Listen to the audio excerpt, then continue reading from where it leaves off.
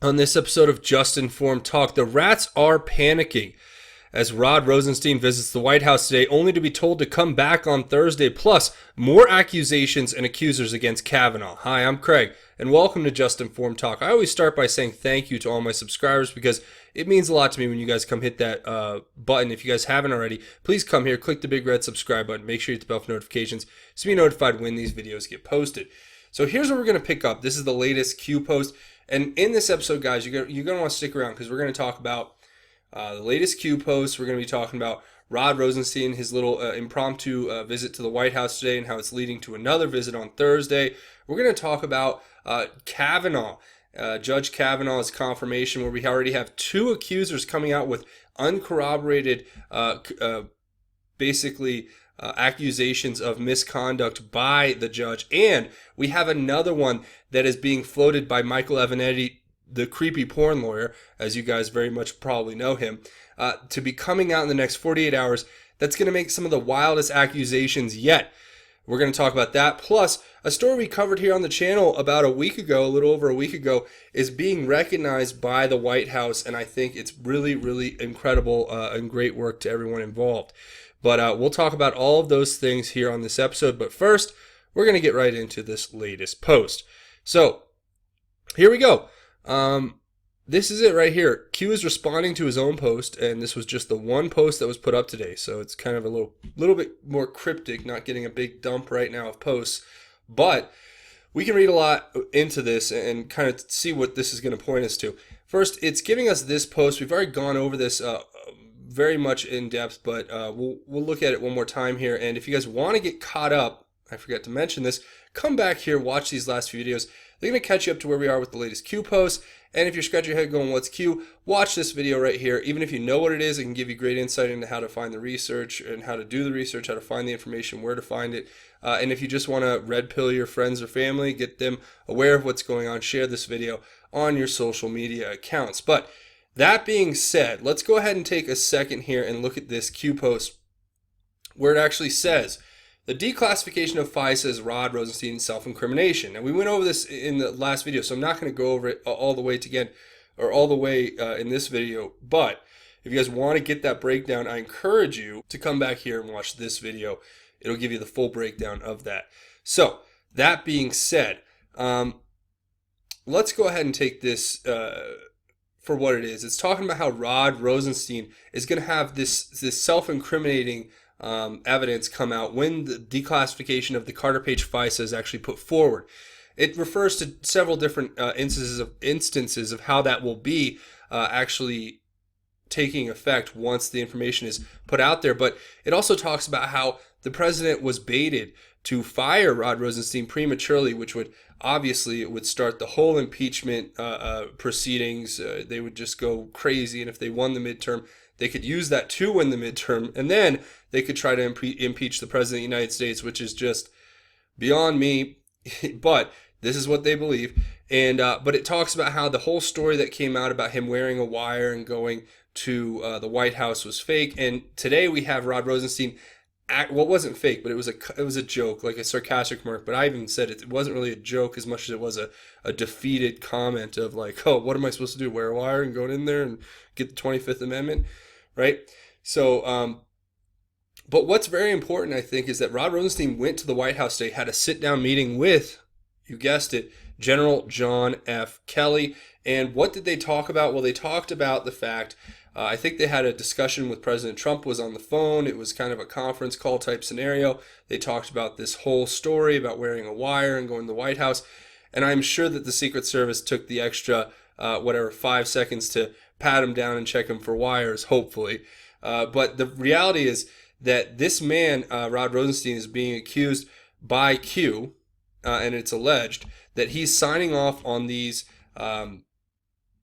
FISA warrants and then signing off on this special counsel investigation with Robert Mueller without any predicate evidence, without any or predicate crime for the investigation to come to fruition, and basically just as a politically motivated attempt to spy and surveil on the adversary candidate during the run-up to the election and after. So That being said, after Q points us to that, he tells us to look for a sky is falling week. Now, a lot of that, you guys in the comments, everybody said, it doesn't necessarily have to be next week or this week, but this is a pretty big week. We're in a pretty big important time here with President Trump at the UN, negotiating all types of different international deals and working at the same time to keep things going smoothly here on the domestic end. But Q points us to that one and then gives us these posts here, which point us back to military operation. And we'll look through these really quick because we've covered them before. But it talks about basically the fact that General Kelly is involved with this full disclosure movement, I think. That's kind of how I read it. But it says, once the extremely guarded and highly classified information is finally revealed to White House investigators, Department of National Intelligence, public, etc., Rod Rosenstein must recuse or forcibly terminate. Now, remember, this is a post from Q he gave us back in May. So this has all been working off of a timeline that was set to basically end on, I believe it was September, 18th, when the 210 days would be up, which is when we have the president ordering the declassification of the documents, and we have this movement of basically panic by those that were involved now, doing everything they can to impede progress in every category you could imagine. Right now we have these resistors and obstructionists trying to stall stall the Kavanaugh hearing and destroy the man's character. Then you have Barack Obama and his wife out on the campaign trails trying to rally up support for this supposed blue wave that's coming in the midterms. And you have all types of different other stuff going on behind the scenes. But this is pointing us more specifically to the fact that we have to consider Rod Rosenstein somebody who is untrustworthy. In my personal opinion, it says Rod Rosenstein, recused, fired, who has direct oversight of Mueller. And it says Sessions unrecused or number 3 until refill. So Sessions unrecused or number 3 until refill goes back to what Q was telling us a while ago. Q dropped it that Jeff Sessions has been writing letters to the Supreme Court explaining how once Rod Rosenstein is fired, I guess, presumably, he'll be taking back over as the acting Attorney General, assuming that the Supreme Court, signs off on it and reviews it and says it's constitutional or what have you. So that's, I think, kind of where we're at, and talks about Rachel Brand, who was the number 3 in charge at the DOJ. It would have went Sessions, Rosenstein, Brand, and she basically left because obvious reasons. She was not working with us. She was obviously working for the deep state, it would seem, and she took a golden parachute to go work at Walmart as an exec. And this is also giving us this full rundown of how Jesse Panuccio was the basically next in line, but now it is I believe Noel Francisco, who is the new AAG, who's going to be the third in line after Rosenstein's recusal. So, or his resignation, or he gets fired for his complete lack of following protocol in ordering the spying on the president through this FISA surveillance warrant, and furthermore, what he was involved with when it came to appointing the special counsel and signing off on that without any crime to investigate. So, I mean, this is really what Q is pointing us to, and it's saying that we're going to have to be pretty vigilant for what's coming up. But then Q goes on here and says, did the Inspector General recommend Rod Rosenstein step down or be fired? Speed. It says, why has Rachel Brand removed? Or why was Rachel Brand removed? Hussein and Michelle Obama actively campaigning for the midterm elections. Normal. Panic. D5Q. So first of all, I don't think it's very normal. I mean, historically, I don't remember a time when I saw a former president in a midterm election going out and trying to rally for independent or rally for different candidates around the country. That just is not a normal thing to me. I mean, maybe once or twice here and there, but to have it coming in such a big and broad movement like right here, we have this story that's just coming out from, of course, you guessed it, this is The Guardian, and they're talking about how Michelle Obama is frustrated too. She's so frustrated, and in the article she goes on to say how she's depressed and saddened by basically the state of affairs right now. Well, I would be pretty depressed too and exhausted if I was trying to basically cover up some of the biggest crimes in the history of our country. Yeah, I would be too. So that to me is what I think this is all about. These individuals are out there trying to rally up the base because they realize they're in big trouble. And that's why you see this craziness when it comes to Kavanaugh. And we're going to talk about that. I'm kind of saving that. But this whole thing with Kavanaugh is just becoming insane. I don't even know how to describe it besides that term. But obviously here, it's saying, why was Rachel Brand removed? Well, she was removed because she was obviously corrupted. And I think we're going to get like a further explanation on that too sometime in the future. I really believe we're going to get a very in-depth, detailed look at who she was, how she operated inside the organization. I mean, for her to be removed so early means that she was probably doing some pretty nefarious things that we're going to have to look into even further as we keep going here. But what I thought was very interesting is it says, did the Inspector General recommend that Rod Rosenstein step down or be fired? Well, in speed, does that mean that the Inspector General has already reviewed the unredacted FISA Carter Page warrant?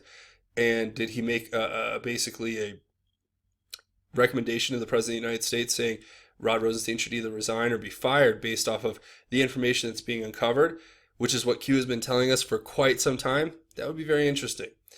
And it's saying panic D5Q. So, yeah, it's coming.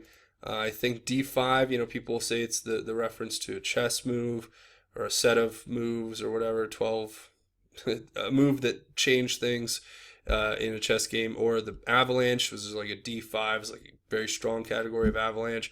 I believe the strongest, or D5, as in the number or the letter D is correlated directly to the number 4, as it is the fourth letter in the alphabet, and 5, which would be 45, which would be the 45th president, Donald J. Trump. There's a lot of different reads on that one. But that's it. So, yeah, you guys let me know what you think down in the comments. See, this one was pretty simple, so, there's not much more to really extrapolate out of that. So here's another story. Things we have to look forward to this week. Thursday, Rosenstein will be going to meet with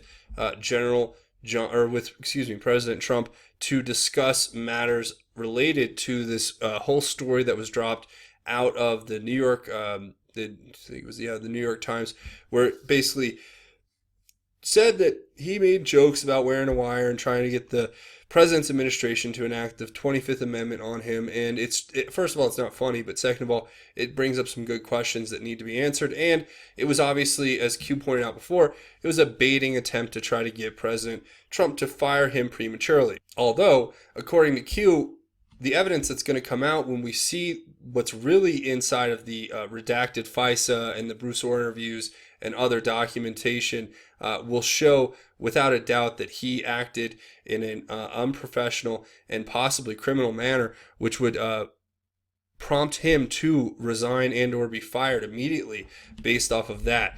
So that to me is what's very interesting. And of course, we have another thing to look forward to on Thursday, which will be the hearing, but we might not. Christine's lawyers, Ford's lawyers, have come out and said that it's not fair that they're going to have a prosecutor there to question her on what happened that day. Well, I mean, has anybody ever thought about what's fair to Judge Kavanaugh? That's what we get so swept up in with this whole Me Too, brainwashing they get out there, is because it's these women and men are coming out, and these are not just your typical everyday people. These are senators. These are representatives in the House who are coming forward and saying, well, I believe Professor Ford. It's up to Judge Kavanaugh to present the evidence that he is innocent. And you're sitting there, and I mean, it's just every single fiber of my being. It wants to tell these people or ask them, do you not believe in due process? Do you not believe innocent until proven guilty? Do you not believe in the core construct or concepts and principles that make up our judicial system? But no, they don't. Because, you know what the best part is that the hypocrisy that's there. What about Juanita Broderick? Does anybody want to bring her up and have her ask or answer a few questions? Have a Capitol Hill hearing on that? Or Any of the many, many others accusers? What about the accuser of Keith Ellison, his former girlfriend or wife or whatever, who has documented evidence of her just looking like she had been, hit over the head with a baseball bat, and direct evidence that she's bringing forward saying this is what he did to me, making accusations. But no, we don't believe her, but we do believe this woman who basically said she was blackout drunk, and they happened to roll around on the bed, and she wasn't even sure where she was or who she was with, and she named people to corroborate her story who don't want to or cannot corroborate that because they say it's untrue.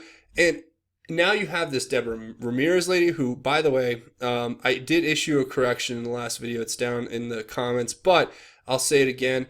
Deborah Ramirez, I referenced her as being a senior fellow at the Soros Open Society Foundation or Institute, and I also referenced her being a professor at Northeastern, but it turned out that was a different Deborah Ramirez, so I apologize for that miscommunication. But you still have Deborah Ramirez coming out and making these wild accusations too in the same exact manner, saying, oh, well, we were in a dorm room and we were all drinking and I don't really remember who was there, and all the corroborating witnesses say it's not true, basically, or don't recall ever even knowing Judge Kavanaugh, and he did this awful thing that's changed my whole life, but I've waited 30 years to come forward about it. It's maddening. And now you have the students over here at Yale having a little sit-in, right? So this is great. These are supposedly the future leaders of our country, and politicians and business leaders and all of that.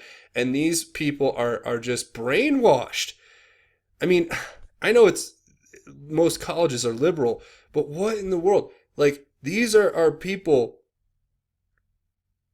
who are in one of the top universities in the country, one of the top Ivy League universities. I think we just need to remove these Ivy League titles from these colleges and just start really giving them to other institutions. Because if this is literally the effect of what they're being taught, that people who make baseless allegations, uncorroborated accusations, should be believed ahead of due process and the right to be innocent until proven guilty, then I don't know if that's what they believe. I don't know what we're doing. What are we doing wrong besides everything in these institutions with these, when it starts from the professors all the way down to the students who are just being force-fed and brainwashed. So much garbage. And yeah, I mean, I get frustrated. Obviously, you guys are enjoying my rant here, and if you're not, then I apologize. But here it is.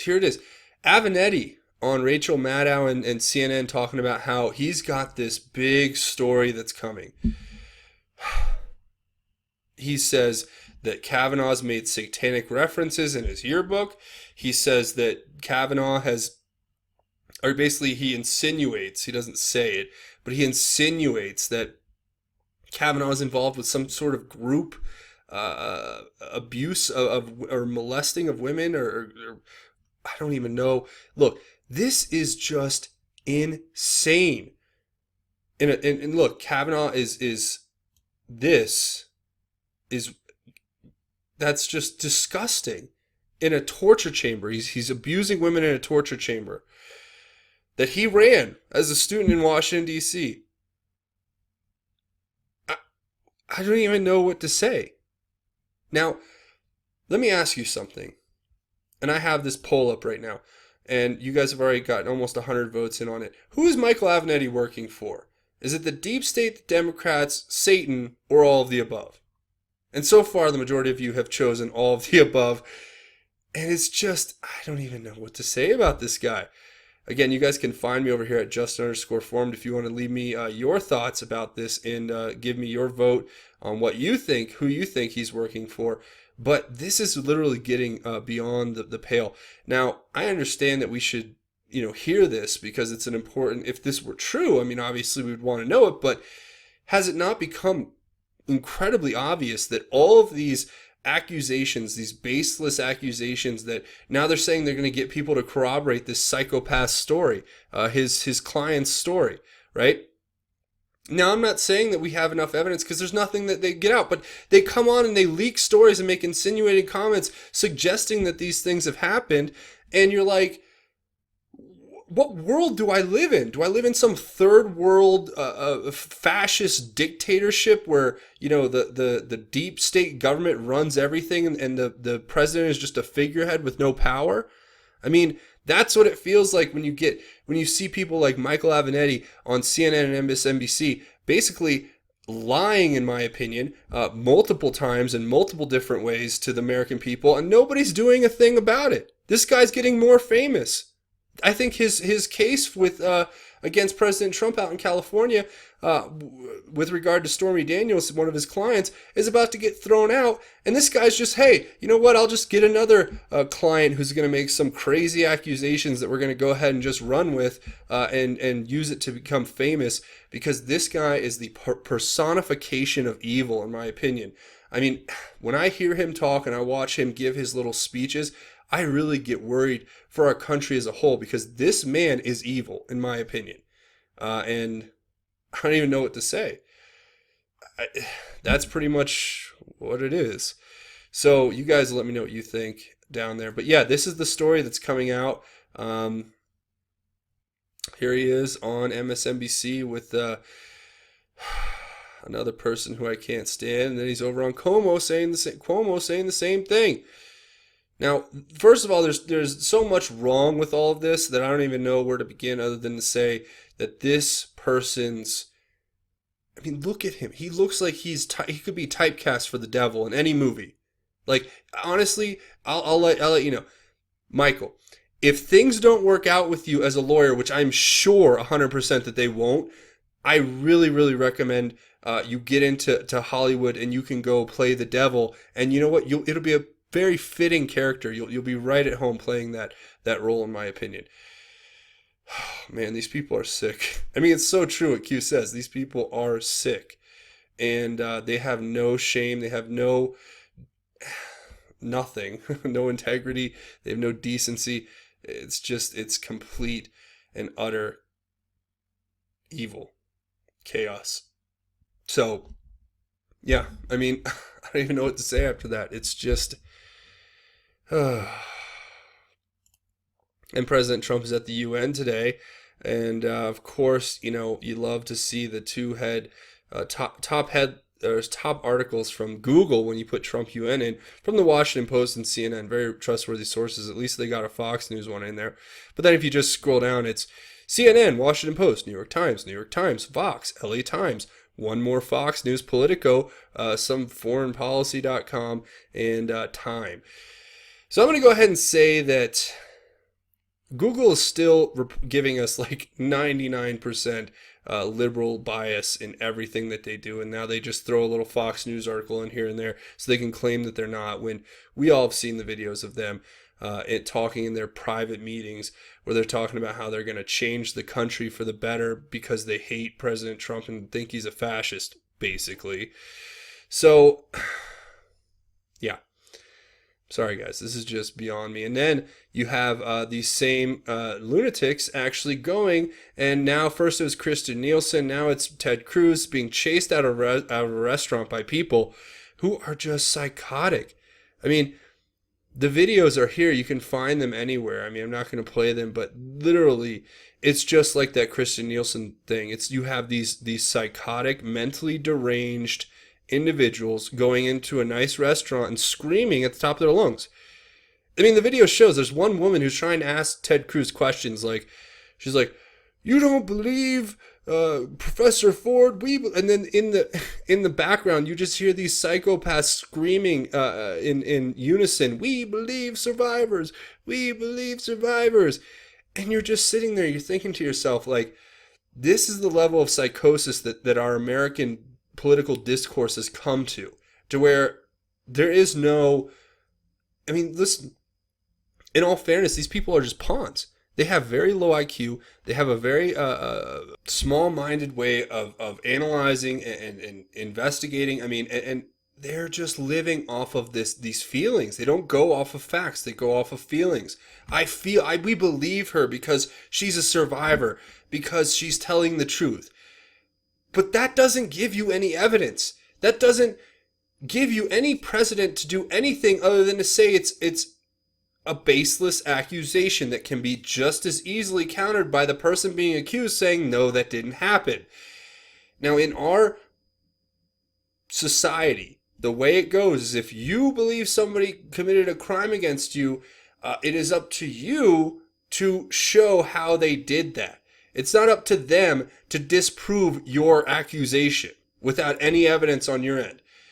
So, I don't even know what to say other than these people have lost their minds, and but they're radicalized, and it's just like out of the rules for radicals. This is what 8 years of Obama was setting up. This is what happens when a group of entitled, feckless individuals like the Obamas and the Clintons and their sycophants in Washington, when they lose power, this is what their only course of action is to try to gain it back, is to go beyond the pale, to go beyond what is normal into this realm of just complete fascist tactics. And the funniest thing is, right, that they're using fascist tactics while calling the people who they're attacking fascists.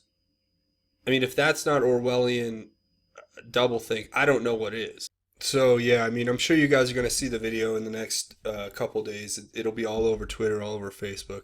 But look at what's happening here. I mean, this is really something that's getting quickly out of control, in my opinion. We're going to have to keep up on it because it's a serious problem. Now, with that being said, one more thing I want to talk about here. If you guys remember, there was this story that I posted here over on the website, justinformednews.com. It talks about how we had an FCC insider who exposed the fact that the IRS was enabling identity theft, and fraud. And this FCC insider, whose name is Mark Bayless, he's a technological advisory council member at the FCC. We had an interview. The interview is back here on the channel if you guys want to watch it. This is the video right here. FCC insider exposes IRS. But we had him on, and it was thanks to a good friend of mine, Alex Phillips. And we talked about basically what was going on with the IRS and this whole, basically a fund that they carry where they were basically storing money from individuals who were working obviously illegally in this country. And it was just a big story, I think, that had been covered before but hadn't been really brought up again. And lo and behold, right after we put up this story, which that video was posted on September 14th, a few days later here, we had a good friend of mine, Alex, and Mark go to talk to representatives in the Capitol. And they actually brought this to their attention, and wouldn't you know, right now we have Trump is resuming an anti-fraud policy Obama halted, and it could have a big impact on identifying illegal workers. So this is the story, and it's really interesting. I'm going to put this in the description if you guys want to come read it. But basically it just goes over the fact that everything that we talk about basically is going to come to an end, which is very good. And if you guys want to get more information and learn more about it, I certainly would encourage you to come back here and read the article on justinformednews.com. And it's called FCC Insider Exposes IRS for Enabling Identity Theft. And of course, the video is embedded right here. So that is definitely cool. Now, that being said, I'm going to go ahead and leave you guys with a couple more announcements before we go. First of all, if you want to help out the channel, go ahead and come here, click the big red subscribe button if you haven't already. That helps out more than you guys know, and I'm so appreciative for everybody who comes and clicks that button. Also, watch the videos, spread the links, get the information out there. That helps too. And also, leave your thoughts, theories, and insights down in the comment section after this video, because like I say at the end of each one of these videos, we do our best to have our own QAnon research board, where we don't just talk about Q posts, we talk about news, politics, religion, culture, everything in between. And just like we did on this video, you guys can weigh in on a myriad of different topics, and I would encourage you guys to get down there, even if you can't comment, to scroll down and read through the comments, because there's just a great set of individuals down there. And I've noticed that the bigger the channel gets, the more we get shills and trolls. Just a word of advice to you guys: if you're down in the comments, don't feed the trolls, meaning don't respond to outlandish, negative, graphic, insane comments. And if you want to, that's fine. It's totally within your prerogative. But just remember, some people are down there, they're either paid shills, trolls, or they're just regular trolls, or they just really, really are trying to disrupt and do their little resistance act down there. But that's fine. I'm not saying everybody who has a divergent opinion to mine or other people who comments is necessarily a troll or a shill, but some of it's incredibly obvious. So if you do see something like that, just ignore it, because the more you talk about it, the worse it gets, right? So as we get into more things, we want to talk about, first of all, other ways you can help out the channel. Obviously, like I said before, you can come over here and find me on Twitter and participate in my poll that's still ongoing here at Justin_Form. This is the main landing page when you come here. And all you have to do is find me at Justin_Formed on Twitter. Again, that's at Justin_Formed on Twitter. And when you come here, please, it's not just for my quirky little tweets and whatnot that you guys can enjoy, but you can also get all the articles that go up on the website and all the videos that go up on the YouTube channel. They automatically get posted here. So if you guys want all of that information, please come over here and follow me on Twitter. That would help out big time, and I really appreciate it. Also, like I said before, don't forget to go check out the website, Just Informed News. But there are two more ways you can help out, and they're both financially. If you want to help support the channel and keep it going in the face of all the craziness with the demonetization at YouTube and all that, all you have to do is come over here to Patreon, patreon.com, search Just Informed Talk. When you come to this landing page, click this button to become a patron. It's a monthly donation. And like I say before, you guys are what fund this operation, so I don't have to depend on YouTube. I can depend on you guys. You can come here. You can set it for, you can set your donation. It's a monthly donation. You can give as little as $1 or as much as you want, and just set it and forget it, and I'll just keep working and creating content 24/7, 365 for you guys. And I just am so thankful to everybody who comes and contributes there. And if you're not into the whole monthly donation thing, that's totally fine. That's why I set up the GoFundMe.com/just-informed GoFundMe, which allows you to give an anonymous donation or a one-time donation, or both, anonymous one-time donation. And that is just a great tool if you guys want to give to the channel, and I can't tell you how much I appreciate that. So with that being said, I always end with a little bit of God's grace, because I want to bring that to you guys, and I think it's super important. So we're going to read this incredibly appropriate verse out of 1 Timothy chapter 4, and it talks about the demonic influence that exists. And it says, "Now the Spirit explicitly says that in the latter times some will depart from the faith, paying attention to deceitful spirits and the teachings of demons, through the hypocrisy of liars, whose consciences are seared. They forbid marriage and demand abstinence from foods that God created to be received with gratitude by those who believe and know the truth. For everything created by God is good, and nothing should be rejected if it is received with thanksgiving, since it is sanctified by the word of God and by prayer." And that's it, guys. That's what we're dealing with. All this stuff. These people who are literally out there in the world enacting their evil plan. I mean, as it says right here in 1 Timothy, it's telling us that there's people out there who will depart from the faith and pay attention to deceitful spirits and the teachings of demons through the hypocrisy of liars, whose consciences are seared. I keep reading that wrong. But that to me is indicative of the times that we're in today, and it's probably been that way for ever. I mean, that as we live, we have to know that because there's good, then there must be evil. And we have to recognize that evil. We have to recognize that demonic influence that it permeates through our society, whether it's in TV, where you see it with shows that glorify Lucifer, or it's in radio where you hear songs that glorify harming others and stealing, committing crimes, and actually literally worshiping the devil. And you have movies that glorify crime and evil, and you have just every kind of demonic influence at work against us every single day.